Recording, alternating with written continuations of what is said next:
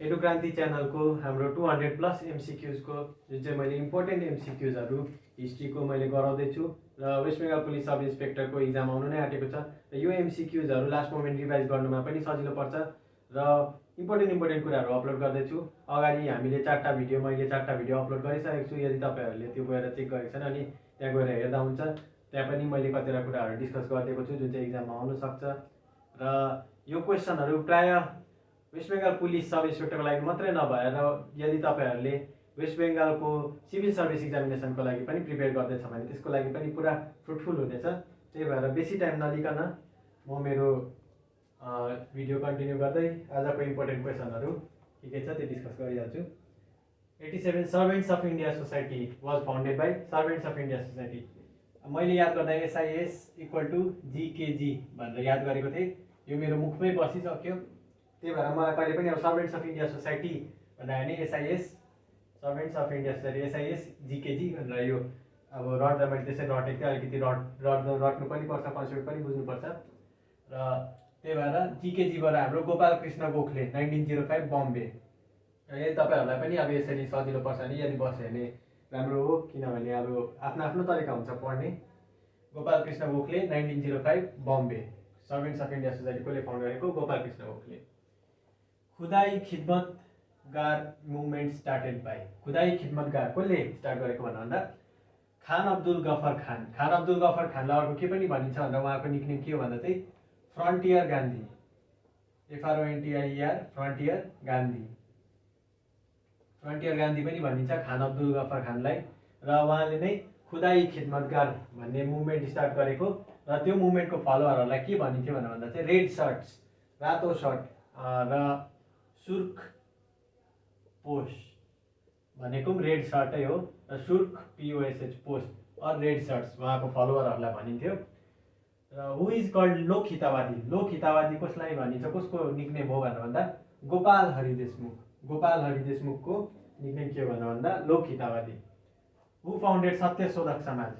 अब ज्योतिबा फुलेले चाहिँ सत्यशोधक समाज फाउन्ड गरेको। ज्योतिबा फुले र ज्योतिबा फुलेले चाहिँ प्रायः आफ्नो कामहरू चाहिँ लोवर कास्टहरूको लागि डिभोट गरेको थियो। त्यति बेला लोवर कास्टहरूलाई साह्रो हेपिन्थ्यो र त्यति बेला त्यस्तो साह्रो स्ट्रिक्ट अफिसियल रुलहरू पनि आएको थिएन र समाजमा पुरा त्यस्तो अलिकति दमन खालके त्यस्तो चल्ने गर्थ्यो। इभन कि इन्डियन समाजमा पहिलेदेखि चल्दै आएको हो यस्तो कुराहरू, कास्ट सिस्टमहरू। र ज्योतिबा फुलेले त्यसको लागि चाहिँ के गर्यो भन्दा त्यही कास्ट सिस्टमको अपलिफ्टमेन्ट गर्नुको लागि तिनीहरू के गर्यो भन्दा सत्यशोधक समाज सुरु गर्नुभयो र समाजलाई सुधार्ने भन्दा पनि हुन्छ, सत्य ट्रुथको बेसिसमा समाजलाई सुधार्ने सत्यशोधक समाज ज्योतिबा फुले।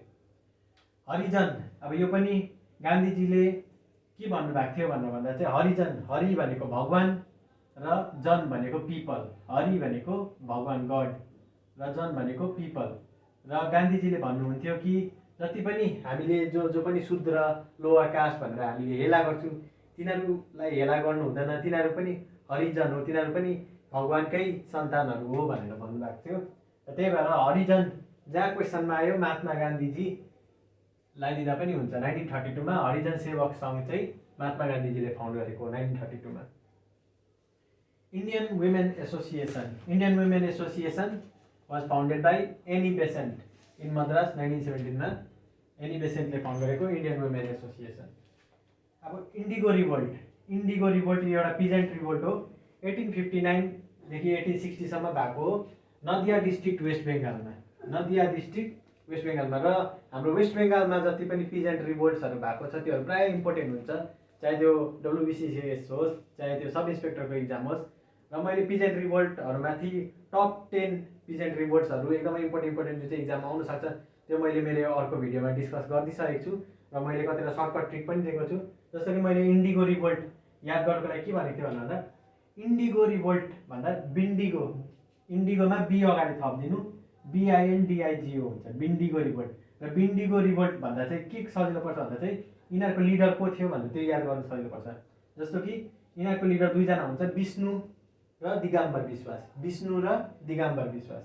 र विष्णु BINDIGO विष्णु एन्ड दिगम्बर विश्वास। विष्णु एनबाट एन्ड दिगम्बर विश्वास DIG बाट दिगम्बर। यसरी याद गर्नु सजिलो पर्छ।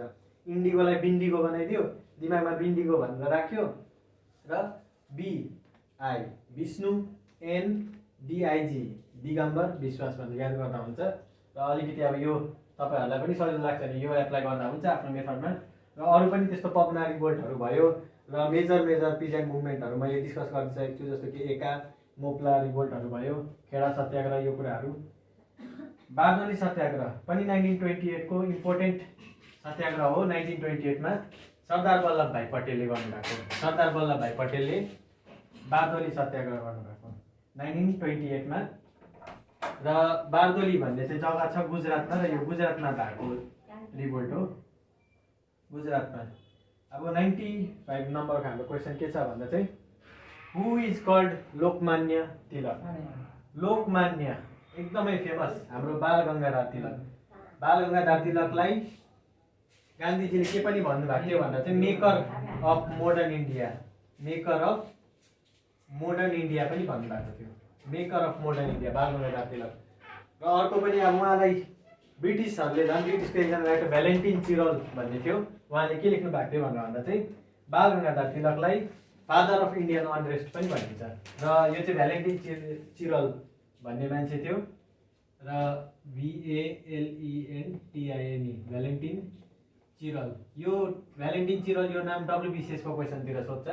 यहाँ खालि लोकमान्य तिलक, बाल गङ्गाधर तिलक एकदमै फेमस लोकमान्य हाम्रो maker of modern India. Valentine चिरलले फादर अफ इन्डियन अनरेस्ट भनेको थियो, फादर अफ इन्डियन अनरेस्ट। र बाल गङ्गाधर तिलकलाई हाम्रो इन्डिपेन्डेन्स मुभमेन्टको फर्स्ट मास लिडर पनि भनिन्छ। र उहाँ एकदमै टाइगर जस्तो अब स्वभाव, एकदमै फ्रन्ट लिड गर्ने मान्छे, र समाजलाई पनि एकदमै भित्र मनबाट देशभक्ति जगाइदिने मान्छे बाल गङ्गाधर तिलक हो। र लोकमान्यको मिनिङ पनि leader, beloved leader of the people, BLOVED beloved leader of people, Lokmanya. र इक्जाममा अब यति साह्रो डिपमा सोध्दैन, मैले डिस्क्राइब गर्नको लागि याद होस् भनेर भनेको लोकमान्य बाल गङ्गाधर तिलक। कोही बेला सोध्नु सक्छ फादर अफ इन्डियन अनरेस्ट चाहिँ कसलाई भनिन्छ भनेर भन्दा त्यो पनि बाल गङ्गाधर तिलकलाई नै भनिन्छ। र अब हामी अरू दीनबन्धु, दीनबन्धु कसको निकनेम हो भनेर भन्दा CF एन्ड्रुज। क्वेसन आउँछ हु इज नोन एज दीनबन्धु भनेर आउँछ CF एन्ड्रुज। दीनबन्धु र देशबन्धुमा प्राय कन्फ्युजन हुन्छ। CF Andrews Charles Freer Andrews चाहिँ के हो, दीनबन्धु हो। र CR दास हाम्रो चित्तरञ्जन दास, CR दास चाहिँ के हो भनेर भन्दा Deshbandhu. Deshbandhu CR Das, Deenbandhu CF Andrews, Charles Freer Andrews, CHARLES Charles FREER Freer Andrews, Charles Freer Andrews. Political guru of Gandhiji कसलाई भनिन्छ भन्दा गोपाल कृष्ण गोखलेलाई पोलिटिकल गुरु अफ गान्धीजी भनेर भनिन्छ, Gopal Krishna Gokhale. Who founded Mahratta and Kesari. Mahratta र केसरी कसले फाउन्ड गरेको भनेर भन्दा कसले सुरु गरेको थियो भनेर भन्दा बाल गङ्गाधर तिलकले सुरु गरेको हो। यो जर्नल हो महारत्ता र केसरी। आमार सोनार बङ्गला, आमार सोनार बङ्गला भन्ने छ। र यो कसले कम्पोज गरेको थियो यो गाना भनेर भन्दा रविन्द्रनाथ टेगरले कम्पोज गर्नुभएको हाम्रो कविगुरु रविन्द्रनाथ टेगर। र Muslim League was founded in, Muslim League कुन सालमा फाउन्ड भएको भनेर आउँछ कोही बेला, 1906 मा फाउन्ड भएको। र सुरत स्प्लिट, सुरत स्प्लिटको बारेमा मैले अगाडि निकै डिस्कसन गरिदिइहालेको थिएँ। सुरत स्प्लिट पढ्दा सिधै लखनऊ प्याक्ट पनि याद गर्नु। सुरत स्प्लिट 1907 मा भएको। लखनऊ प्याक्टसँग किन रिलेट छ भनेर भन्दा मैले अगाडि पनि डिस्कस गरेको थिएँ, एकपल्ट फेरि भनिदिन्छु। सुरत स्प्लिट 1907 मा मोडरेट्स र एक्सट्रिमिस्टहरू के भएको हुन्छ भन्दा छुट्टेको हुन्छ। र लखनऊ प्याक्टमा 1916 मा मोडरेट्स र एक्सट्रिमिस्ट के भएको हुन्छ, फेरि युनाइट भएको हुन्छ। प्लस लखनऊ प्याक्टमा के हुन्छ भन्दा चाहिँ इन्डियन नेसनल कङ्ग्रेस र मुस्लिम लिग पनि युनाइट भएको हुन्छ। र यो इम्पोर्टेन्ट छ, त्यही भएर सुरत स्प्लिट 1907 मा। र 1907 को जुन चाहिँ Surat session of Indian national Congress त्यसको प्रेसिडेन्ट को हो भनेर भन्दा रास बिहारी घोष। यो पनि पुरा इम्पोर्टेन्ट हुन्छ, प्रायः सोधिबस्छ। रास बिहारी घोष हुनुहुन्थ्यो। र लखनऊ प्याक्टको सेसन, लखनऊ सेसनको इन्डियन नेसनल कङ्ग्रेसको प्रेसिडेन्ट को थियो भन्दा AC Majumdar, AC Majumdar, Ambika Charan Majumdar. Morley Minto reforms, Morley Minto रिफर्म्सलाई इन्डियन काउन्सिल्स एक्ट 1909 पनि भनिन्छ। अगाडि पनि मैले यो डिस्कस गरिदिएको छु। मोरले मिन्टो रिफर्म्स, यो खासमा मोरले मिन्टो चाहिँ के हो भन्दा चाहिँ मोरले चाहिँ हाम्रो सेक्रेटरी अफ स्टेट, जुन चाहिँ हाम्रो इन्डियाको ब्रिटिस गभर्मेन्टको रिप्रेजेन्टेटिभ थियो, secretary of state for India भनेर भनिन्छ, त्यसको नाम चाहिँ मोरले। र मिन्टो चाहिँ कसको नाम हो भने भाइसरोय अफ इन्डिया। र यो मोरले मिन्टो चाहिँ दुईजना मान्छेको नाममा यो राखेको मोरले Minto reforms 1909, Indian councils act 1909 पनि भनिन्छ। र यही 1909 को इन्डियन काउन्सिल्स एक्टमा नै मुस्लिमहरूलाई के दिएको थियो भन्दा चाहिँ सेपरेट इलेक्टोरेट दिएको थियो, सेपरेट इलेक्टोरेट प्रोभाइड गरेको थियो। अर्को आयो हाम्रो मोन्टेक चेम्सफोर्ड रिफर्म 1990 मा इनेक्ट भएको थियो, मोन्टेक चेम्सफोर्ड रिफर्म। र यो पनि त्यस्तै, मोन्टेक चाहिँ के हुन्छ भन्दा चाहिँ secretary of state for India हुन्छ र ब्रिटिस गभर्मेन्टको रिप्रेजेन्टेटिभ हेडमा एकदम secretary of state for India. र यो सेक्रेटरी अफ स्टेटको post government of India act 1858 बाट ल्याएको हुन्छ। त्यो अलिक डिप कुरा भयो। चेम्सफोर्ड रिफर्म, चेम्सफोर्ड चाहिँ कसको नाम हो भन्दा त्यति बेलाको भाइसरोय, VICE भाइसरोय अफ इन्डियाको लर्ड चेम्सफोर्ड भनेर भन्छ। रिफर्म 1990 मा भएको थियो। र यो रिफर्महरूको लागि पनि इम्पोर्टेन्ट सेसनहरू गराएको थियो इन्डियन नेसनल कङ्ग्रेसमा। यो रिफर्महरू आउँदा यो रिफर्म भनिन्छ कि ब्रिटिसहरूले त खासमा इन्डियामा हामी गुड गभर्मेन्ट ल्याउँछु भन्ने पाराले ल्याएको हुन्छ, तर त्यो खासमा जति पनि ब्रिटिसहरूको पोलिसी हुन्थ्यो एट द एन्ड लास्टमा चाहिँ यताउता गरेर चाहिँ मान्छेहरूलाई चाहिँ अपरेट गर्नुको लागि नै बनिएको हुन्थ्यो। र Lucknow pact 1916, Montagu Chelmsford reform. र लास्टको अब यो हाम्रो क्वेसन 106, अहिलेको first Indian to be appointed at viceroy executive council चाहिँ को हो भन्दा सत्येन्द्र प्रसाद सिन्हा चाहिँ first Indian to be appointed as viceroy executive council. र अझै अरू MCQहरू म यो मेटाएर फेरि अझै गर्दैछु।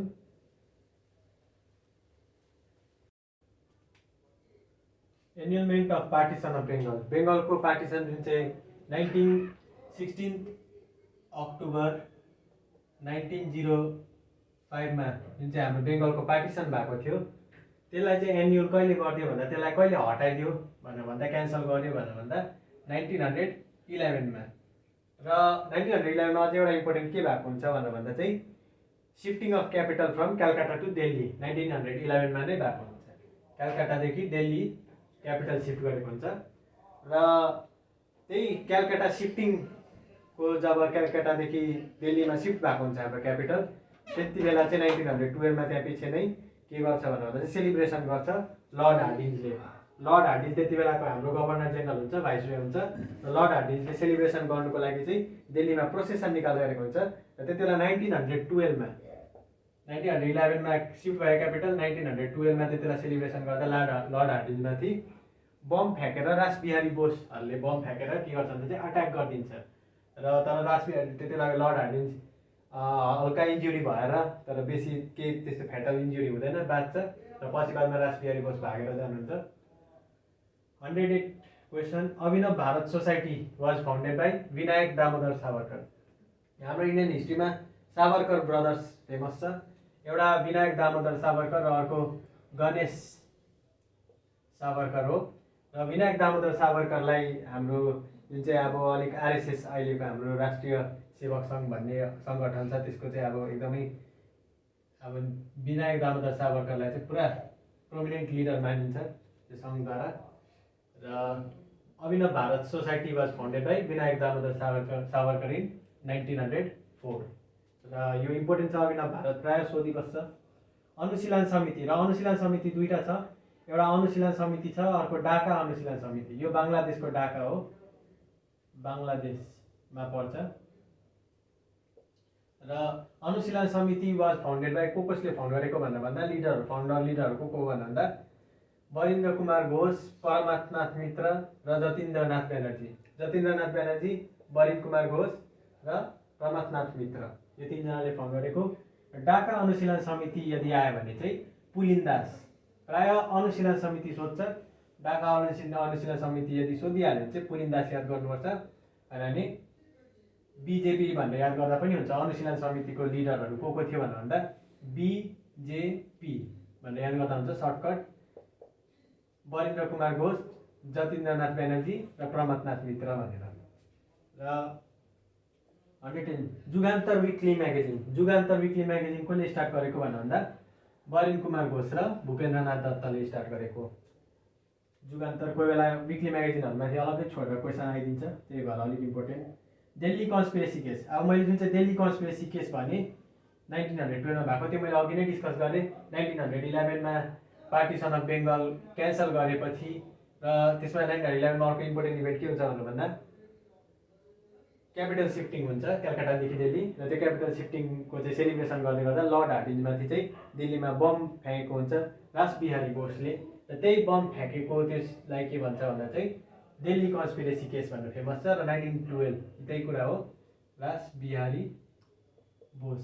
र पछि रासबिहारी बोस यो केसको बादमा भागेर बाहिर जान्छ र पछि गएर चाहिँ आइएनए इन्डियन नेसनल आर्मी पनि सुरु गर्छ। र 1942 तिर सायद इन्डियन नेसनल आर्मी सुरु गरेको हुन्छ 1942 तिर। Ghadar party was established by, Ghadar party पुरा फेमस छ, गदर पार्टी एकदमै आइबस्छ। र Ghadar party was established by Lala Hardayal, answer लेखेको छु HARDAYA, Lala Hardayal in 1913 in San Francisco. Ghadar party कसले इस्टाब्लिस गरेको भनेर, हु फाउन्डेड गदर पार्टी भनेर भन्छ Lala Hardayal in 1913 San Francisco. र फाउन्डिङ प्रेसिडेन्ट चाहिँ को थियो, फाउन्डिङ प्रेसिडेन्ट गदर पार्टीको को थियो भन्दा सोहन सिंह बखना। सोहन सिंह बखना BAKHNA। र कोही बेला अप्सनमा लाला हरदयाल नदिएर सोहन सिंह बखना दिएको हुन्छ, त्यति बेला सोहन सिंह बखना क्लिक गर्नुपर्छ, मार्क गर्नुपर्छ। फाउन्डिङ प्रेसिडेन्ट चाहिँ सोहन सिंह बखना, एक्चुअली फाउन्डर चाहिँ लाला हरदयाल नै हो 1913 मा सान फ्रान्सिस्कोमा। Swaraj is my birth right and I shall have it भनेर कसले भनेको भन्दा बाल गंगाधर तिलक।